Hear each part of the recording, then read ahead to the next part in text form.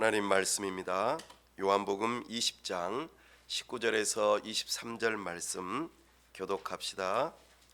이날 곧 안식 후 첫날 저녁 때에 제자들이 유대인들을 두려워하여 모인 곳의 문들을 닫았더니 예수께서 오사 가운데 서서 이르시되 너희에게 평강이 있을지어다. 이 말씀을 하시고 손과 옆구리를 보이시니 제자들이 주를 보고 기뻐하더라. 예수께서 또 이르시되 너희에게 평강이 있을지어다. 아버지께서 나를 보내신 것 같이 나도 너희를 보내노라. 이 말씀을 하시고 그를 향하사 숨을 내쉬며 이르시되 성령을 받으라. 다 함께요. 너희가 누구의 죄든지 사하면 사하여질 것이요 누구의 죄든지 그대로 두면 그대로 있으리라 하시니라. 아멘. 다 함께 기도하겠습니다. 하나님 아버지 은혜와 사랑을 감사합니다. 복되고 거룩한 주일 하나님 앞에 나와왔습니다. 하나님의 영광을 보기를 사모하며 하나님의 음성 듣기를 원합니다. 성령 하나님, 우리의 눈과 귀를 여셔서 하나님 앞에 나아가 주님을 만나 배웁기를 원하는 우리의 소원을 만족시켜 주옵소서. 이 시간 부활하신 주님을 바로 앞에서 만나 배우는 것처럼 손으로 만진바되고 귀로 들음바된 주님의 놀라운 체험을 경험할 수 있도록 도와주시옵소서. 아버지 하나님, 이 땅 위에 참된 소망은 부활뿐임을 기억하며 우리 주 예수 그리스도를 찾는 은혜가 이 지역사회 가운데 있을 수 있도록 도와주시옵소서.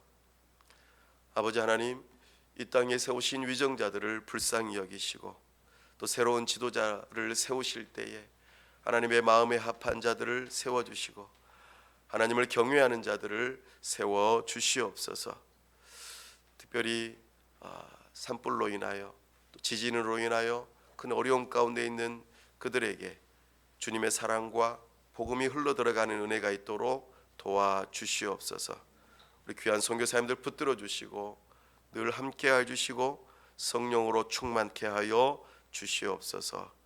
우리 주 예수 그리스도의 이름으로 기도하옵나이다. 아멘. 오늘은 샬롬 하나님 나라의 언어라는 제목으로 주의 말씀을 선포합니다.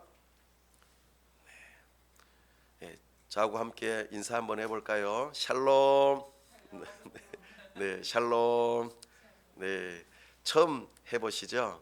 네, 저도 한국 대학생 선교회라는 곳에 청년 때에 처음 갔을 때에 배웠던 인사입니다. 샬롬이라는 단어는 히브리어로 평안을 빕니다. 우리말로 안녕하세요 이런 뜻이죠. 또 생명이라고 하는 단어의 뜻도 담겨 있고 풍성함을 의미하는 단어의 뜻을 담고 있습니다. 평안이라고 하는 것은 제가 손가락 하나를 폈는데 이것은 오직 예수라는 뜻입니다. 그래서 평안은 오직 예수님만이 우리에게 주십니다. 이런 뜻을 담고 있죠. 또 생명은 오직 예수님만이 주십니다. 풍성한 삶 또한 오직 예수님만이 주실 수 있습니다. 이런 의미로 우리가 인사를 하곤 합니다. 오늘 사도 요한이 요한복음 20장 말씀을 통하여서 우리에게 주고자 하는 메시지가 바로 이 샬롬의 메시지입니다. 특별히 예수님께서 부활하신 날은 바로 안식 후 첫날이었습니다. 오늘 우리가 주일로 지키는 날이죠. 보통 성경에서 말하는 7일째 되는 날이 안식일인데 우리 기독교는 예수님의 부활하신 날을 기념하며 제8일째 되는 날 안식일을 지키게 됩니다. 부활이 아주 중요하기 때문이죠. 진정한 안식은 우리 주님의 부활을 통하여 우리에게 첫 열매가 되시고 장차 우리에게 주어질 새 하늘과 새 땅의 안식, 그것을 사모하는 날이기 때문에 우리는 주일을 지킵니다. 주님의 날이죠.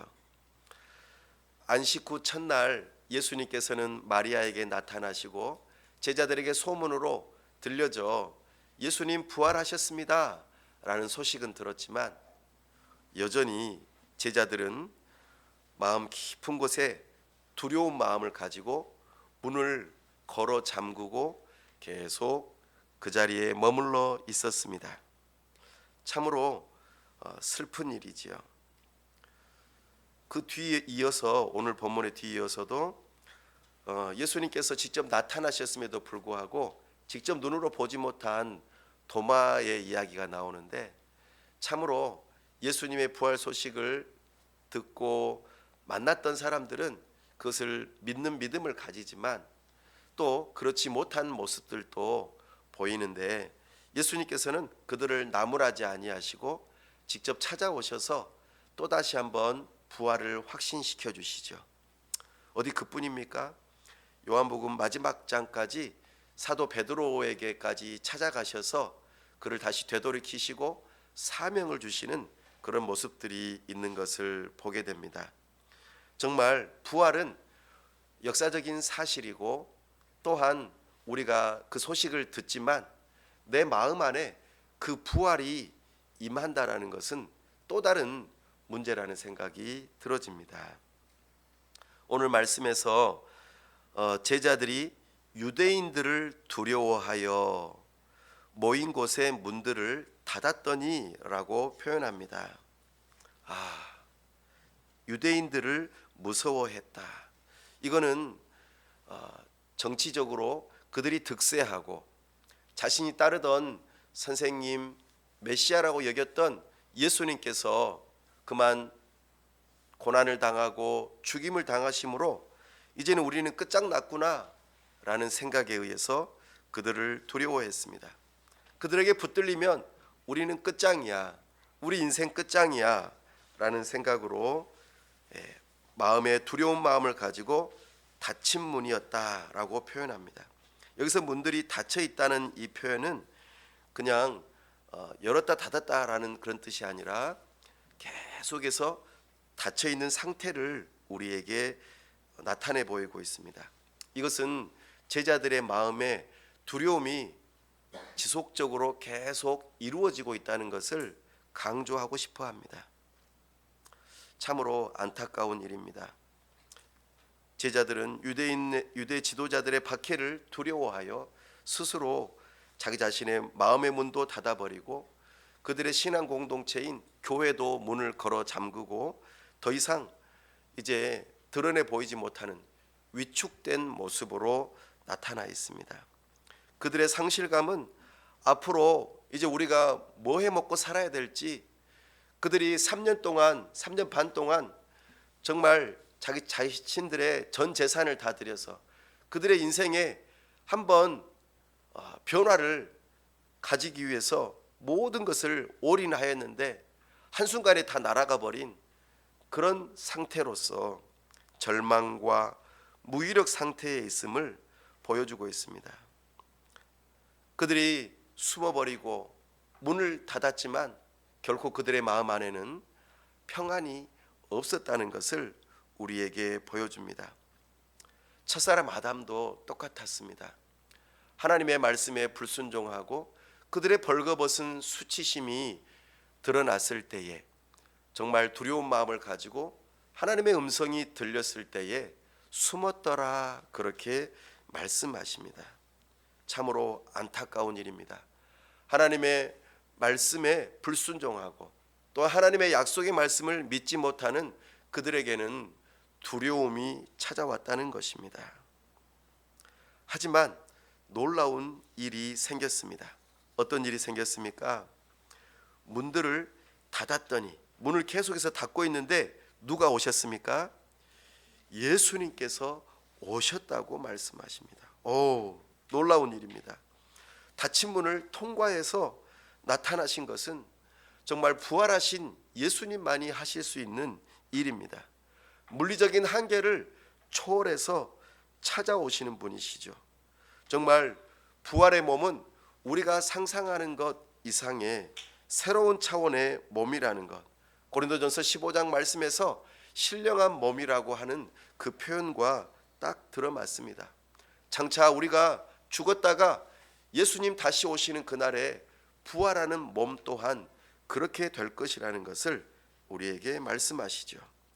예수님께서 오셨다. 이것은 닫힌 문의 그 한계를 넘어서서 우리 인간이 원하지는 않았지만 예수님께서 주도적으로 주권적으로 은혜를 주시고자 우리에게 먼저 선제적으로 찾아오셨다라는 것을 말씀하고 있습니다. 부활하신 예수님은 모든 닫혀있는 문을 통과하시고 넘으시고 이기실 수 있는 분이십니다. 캄캄하고 두렵고 어둠 가운데 있는 그 무덤 문도 열고 나오신 분께서 어찌 제자들이 굳건히 닫고 있는 그 문, 또 그들의 두려움 가운데 있는 닫힌 마음의 문을 어찌 열지 못하시겠습니까? 오직 예수님만이 모든 장애물을 넘어서 우리에게 찾아오시고 그 한가운데 서신 분이라는 것을 우리에게 말씀하십니다. 사랑하는 여러분, 이것이 바로 은혜입니다. 아담이 범죄한 이후로 두려워 수치심 가운데 숨어 있을 때 아담아, 아담아, 내가 어디 있느냐라고 물으셨습니다. 이것은 하나님께서 모르셔서 부르신 것이 아닙니다. 하나님의 부르심은 곧 은혜의 순간이라는 것을 기억하셔야 합니다. 하나님 아버지께서 아담을 찾아오셔서 문제의 진위를 파악하게 하실 뿐만 아니라 복음을 주셨죠. 여자의 후손을 약속하셨습니다. 그 여자의 후손이 뱀의 머리를 밟을 것이며 또한 그 뱀이 여자의 후손의 발 뒤꿈치를 깨물어 십자가의 고난을 당할 것을 미리 예고하셨죠. 하지만 예수님께서는 그 죽음의 권세를 이기시고 부활하셔서 사단의 권세를 밟으실 뿐만 아니라 생명으로서 승리하시고 모든 두려움을 열어젖히고 찾아오시고 넘어오시는 분이신 것을 우리에게 말씀하십니다. 그래서 예수님께서는 오셔서 가운데 서셨다라고 말씀하십니다. 그렇습니다. 여기 가운데 서 있다라는 이 표현은 제자들 무리 한 가운데 서 계신다라는 뜻입니다. 사랑하는 여러분, 부활하신 예수님께서 오늘 이 자리, 주님의 이름을 높여드리는 이 교회 가운데 내 마음 한가운데 찾아오셔서 서 계십니다. 우리 공동체 가운데에 예수님께서 찾아오셔서 우리를 만나주시기 위해서 오셨다는 것입니다. 그러므로 부활은 개인의 체험을 넘어서서 공동체적인 사건임을 우리는 알 수 있습니다. 우리 주님은 개인에게도 찾아오시지만 교회 공동체적으로 찾아오신다는 것을 우리가 발견할 수 있습니다. 이렇게 굳건히 닫혀 있는 그 문, 하지만 그 어떠한 것도 막지 못하는 우리 주님, 그 은혜가 오늘 우리에게 임하기를 간절히 바랍니다. 그렇게 예수님께서 찾아오셔서 첫 번째로 하신 말씀이 무엇이었습니까? 너희에게 평강이 있을지어다. 아멘. 샬롬, 이렇게 말씀하고 계십니다. 샬롬, 너희에게 평강이 있을지어다. 사랑하는 여러분, 첫 번째로는 우리의 제자들의 감정적으로 두려운 마음 가운데 있는 그것을 다 제거하시고 정말 참된 평안을 찾을 수 있도록 예수님께서 평강을 비시는 모습을 우리에게 보여주십니다. 뿐만 아니라 이 샬롬이라고 하는 뜻은 마음의 평안뿐만 아니라 우리가 온전해지는 것을 의미합니다. 죄 가운데 있는 사람들은 두려움 가운데 머무를 수밖에 없습니다.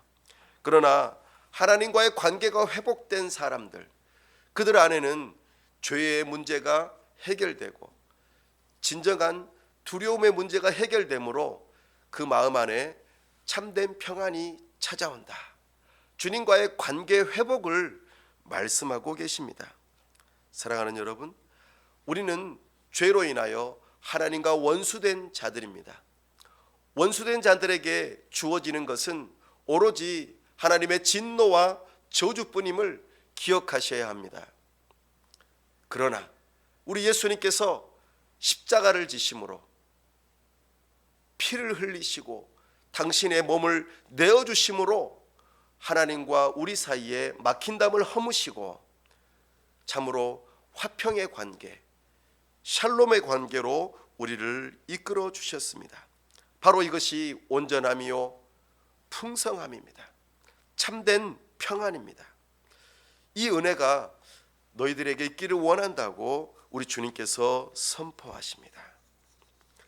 그 일을 확증하는 차원에서 20절 말씀에서 이렇게 표현하시죠. 이 말씀을 하시고 손과 옆구리를 보이시니 제자들이 주를 보고 기뻐하더라. 아멘.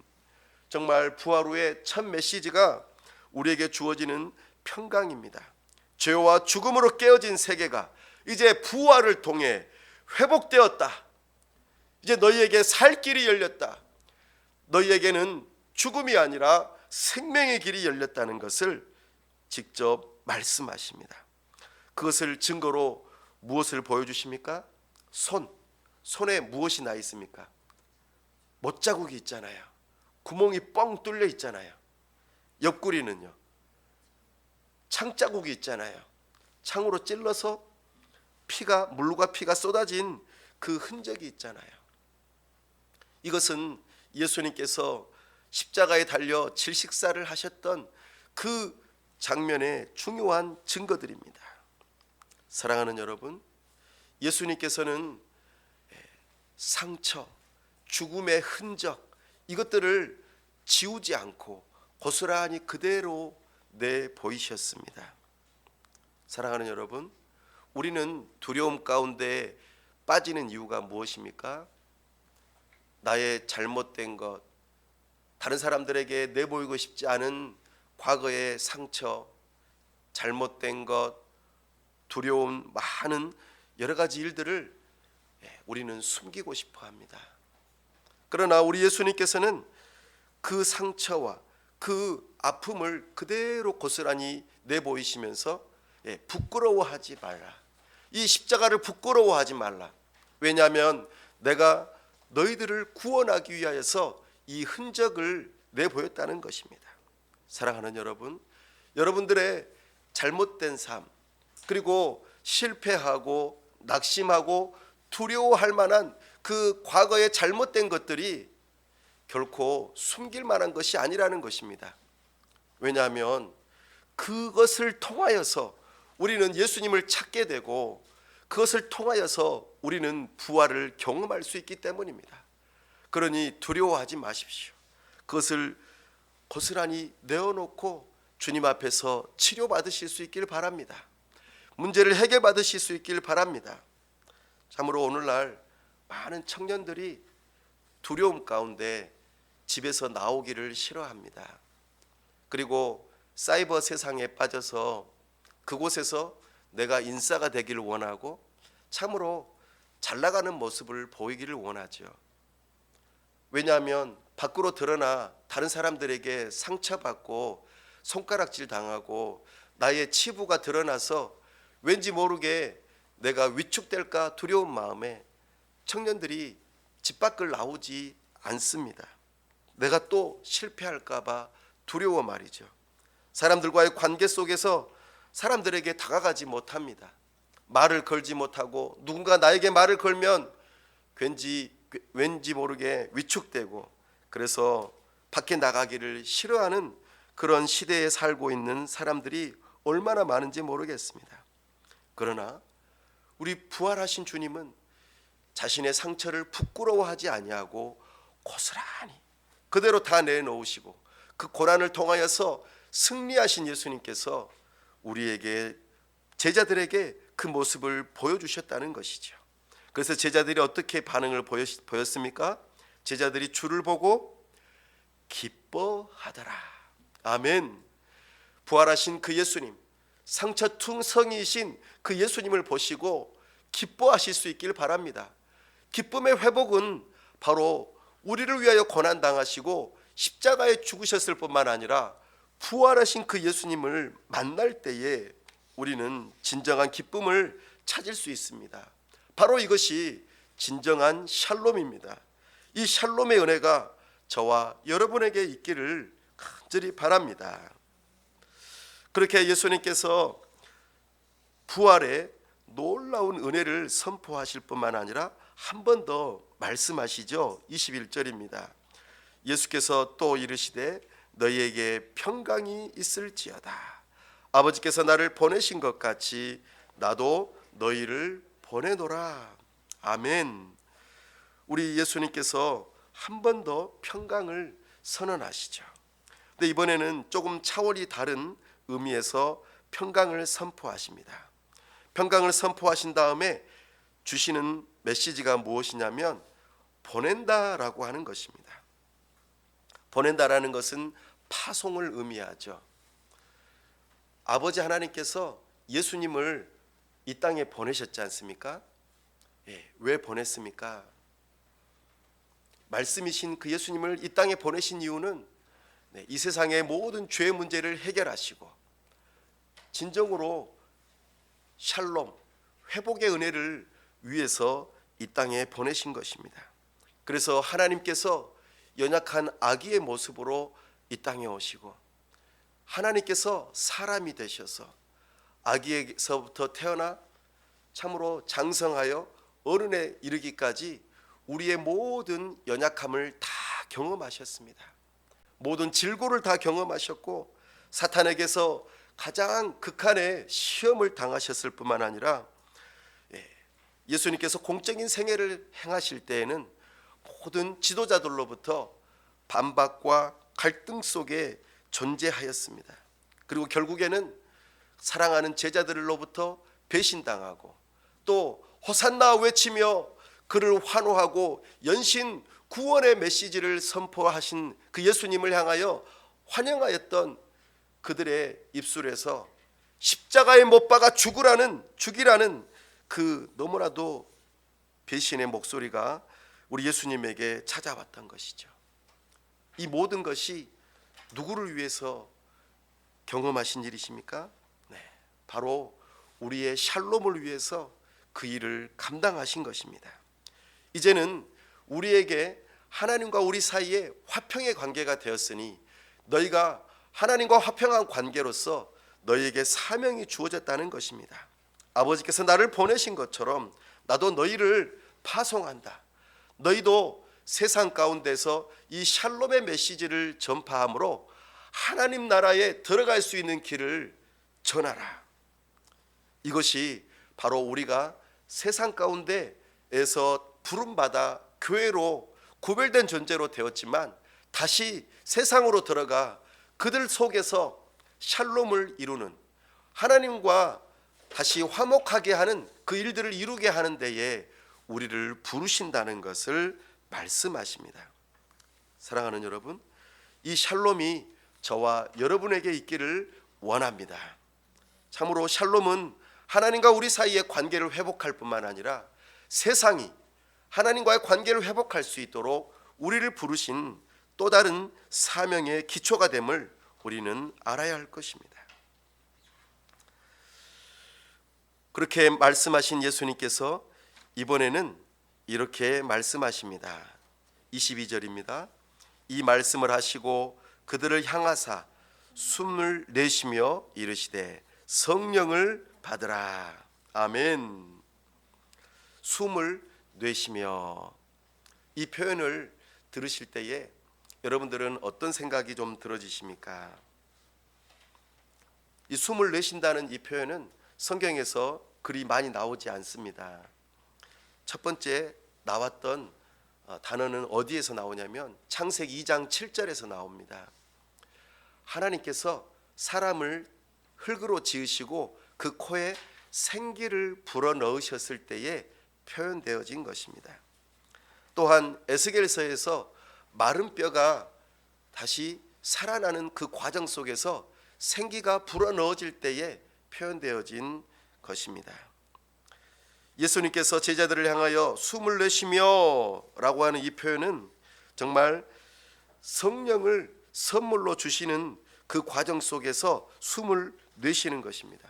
다시 말해서 새로운 생명을 부여하실 때에 이 행동을 하신 것입니다. 부활은 우리 주님께서 새로운 창조를 이루시기 위한, 새로운 생명을 주시기 위한, 새로운 시대를 여시기 위한 놀라운 은혜가 담겨 있는 일입니다. 그래서 제자들을 향하여서 내가 부활한 것만으로 만족해 하지 말고 이 부활이 너희에게도 새로운 창조요, 새로운 생명이요, 새로운 시대를 여는 것임을 기억하고 이 사명을 받아 성령을 선물로 받고 너희가 새로운 사람이 되어 그 새로운 사명을 잘 감당할 수 있는 사람이 되기를 간절히 바란다는 마음으로 이 메시지가 선포된 것입니다. 새로운 창조의 사건입니다. 예수님을 믿는 것은 단순하게 그냥 착한 일을 더 잘할 수 있는 것이 아닙니다. 새로운 생명을 얻는 것입니다. 부활의 생명을 받은 자가 정말 새로운 사명을 가지고 화목하게 하는 일, 샬롬의 일을 감당할 수 있는 것이지요. 그래서 성령을 선물로 받는 자들은 곧 교회로 모이게 되고 그 교회로 모인 자들은 새로운 사명을 받아 온 세상 가운데 이 샬롬의 놀라운 소식을 전하도록 부름받은 것이죠. 그래서 사도 바울은 평안의 신발을 신고 너희가 복음을 전해야 할 것을 말씀하셨습니다. 그렇습니다. 우리는 주님께서 주시는 평안, 그 샬롬을 받아야만 우리는 새로운 피조물이 되고 새로운 공동체가 되고 또한 복음을 전할 수 있는 그 능력을 얻을 수 있는 것입니다. 누가복음에서는 이 내용을 미래적인 표현으로 표현했습니다. 왜냐하면 예수님께서 승천하시고 난 다음에 50일 뒤에 오순절 사건 때에 성령께서 실제적으로 임재하셔서 교회가 비로소 탄생하는 그 모습이 있었기 때문입니다. 그러나 사도 요한은 지금 숨을 내쉬며 성령을 주시는 표현을 굳이 하는 이유는 실제적으로 있었던 일이기도 합니다만 장차 일어날 일에 대한 선제적인 성취로서 이렇게 미리 선포하고 있습니다. 너희가 새로운 사명을 받고 그 사명을 감당할 수 있으려면 성령을 받아야 한다. 성령이 너희의 모든 교회를 시작할 뿐만 아니라 사명을 감당할 수 있는 중요한 일이다. 그래서 예수님께서 십자가에 못 박혀 돌아가시기 전에 한 주간 동안 제자들에게 다락방 강론을 하시면서 말씀하실 때에 내가 지금 가지만 나중에 또 다른 보혜사가 오셔서 너희에게 능력을 주시고 내가 말한 모든 것을 기억나게 하시며 복음을 선포하고 하나님의 나라를 이루는 데에 너희에게 능력이 되어 주실 것이다. 이것을 미리 예고하셨죠. 그 성령 하나님께서 우리에게 보냄을 받았다라는 것입니다. 사랑하는 여러분, 그렇게 성령 하나님께서 교회를 시작하셨고 지금 2000년 역사 가운데에 지금까지 흘러와 성령 하나님께서는 우리 교회 가운데 계시며 교회를 세워나가고 계십니다. 그렇게 예수님께서 성령을 선물로 받게 하시고 교회의 주된 사명 한 가지를 23절에서 말씀하십니다. 다 함께 읽어보겠습니다. 너희가 누구의 죄든지 사하면 사하여질 것이요 누구의 죄든지 그대로 두면 그대로 있으리라 하시니라. 아멘. 죄 용서의 권세, 이것은 교회에게 주신 권세입니다. 이것은 단순하게 교황에게 준 것이 아닙니다. 교회에게 주신 권세입니다.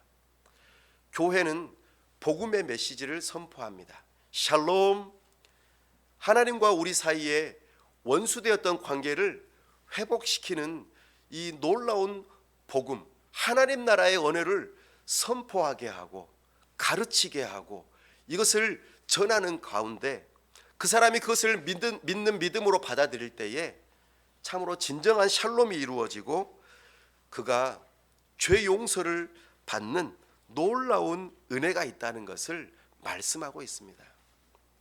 어느 누가 이 세상에서 나의 죄 문제를 해결할 수 있습니까? 당신은 유죄, 당신은 무죄. 사실 우리가 삶을 살아가면서 너 그것 좀 하지 마라, 너 그거 아니야 라고 지적만 해도 우리는 기분 나쁘지 않습니까?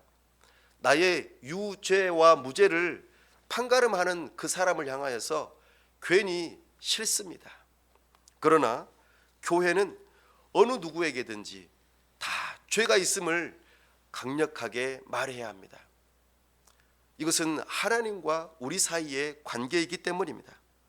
또한 그 죄의 문제를 해결할 수 있는 유일한 길은 바로 샬롬을 선포하신 우리 주 예수 그리스도밖에 없음을 우리는 기억해야 합니다. 그러므로 우리는 전도할 때에 담대하게 전도할 수 있어야 합니다. 오직 예수님만이 우리에게 참된 샬롬을 줄 수 있습니다. 그 예수님을 믿으십시오. 우리의 죄의 문제를 해결하실 수 있는 유일한 분이십니다. 우리에게 참된 평안과 참된 생명과 우리에게 새로운 시대를 열시고 우리의 진정한 부활을 약속하시는 분이 바로 예수님이십니다. 그러니 우리는 담대하고 그리고 용기 있게 복음을 전할 수 있어야 할 것입니다. 이것이 교회 공동체의 사명이고 사역의 방향성입니다. 오늘 우리는 이런 교회 공동체로 부름을 받았습니다. 사랑하는 여러분, 오늘 성부 하나님께서는 성자 예수님을 이 땅에 보내시며 우리 모든 인류의 죄 문제를 해결하시고자 가장 낮은 곳에 오시고 가장 낮은 곳인 죽음의 자리에까지 나아가셨습니다. 하지만 그 예수님께서 다시 부활하시고 일어나셔서 두려움 가운데, 폐쇄 공포증 가운데, 정말 두려움 가운데 있는 그 영혼을 직접 찾아가셔서 주님의 샬롬을 전하셨습니다. 복음은 그냥 저 사람은 안 믿을 것 같아 이렇게 해서 전도할 수 없습니다. 전도는 천국이 침노하는 자의 것인 것처럼 전도는 담대하게 선포하고 먼저 전해야 합니다. 저 사람이 언제까지 복음을 기다릴지 우리는 알 수 없어요. 그러니 우리는 때를 얻든지 못 얻든지 복음을 전해야 합니다.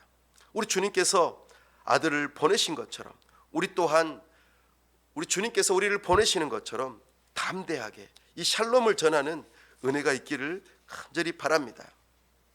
또한 정말 두려움 가운데, 불신 가운데 내 안에 평안을 찾지 못하고 여전히 다른 사람을 만나기 어려워하시는 분들이 있다면 이 시간 우리가 붙들어야 할 약속은 내가 세상 끝날까지 너와 함께 하겠다.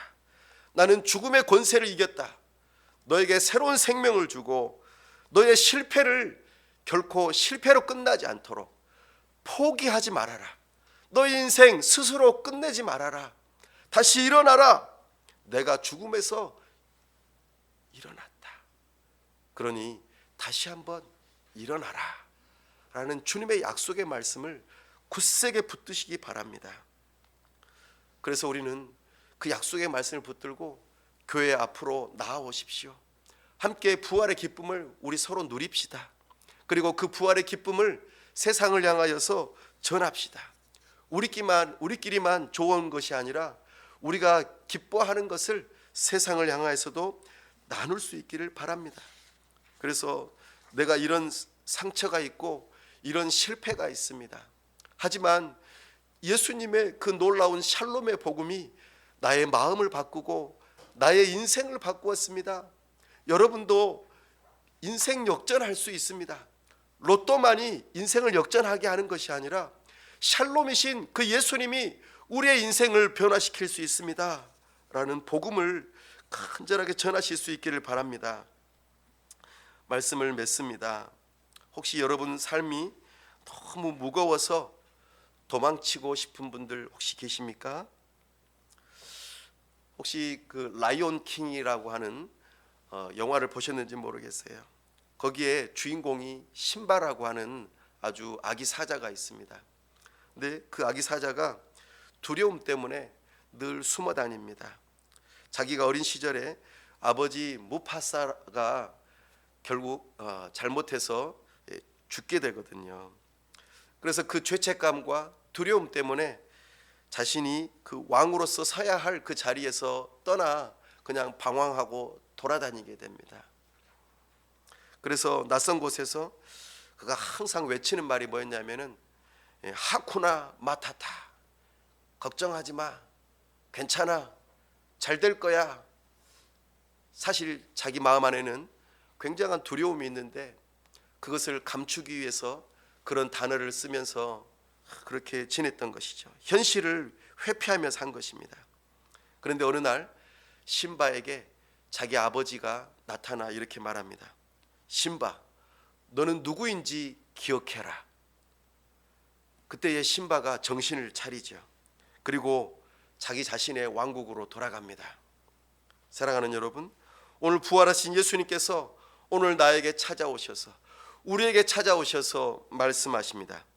너는 나의 사랑받는 자녀다. 나는 너를 세상에 보내려고 부활했다.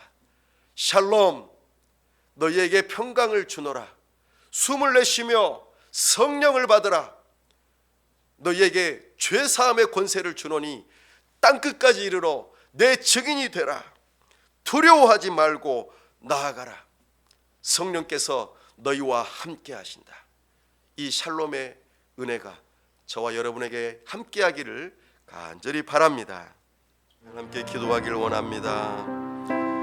두려움 가운데 갇혀 참으로 세상에 나오기 어려워하고 주님을 또한 만나지 못하고 있는 영혼들이 계십니까?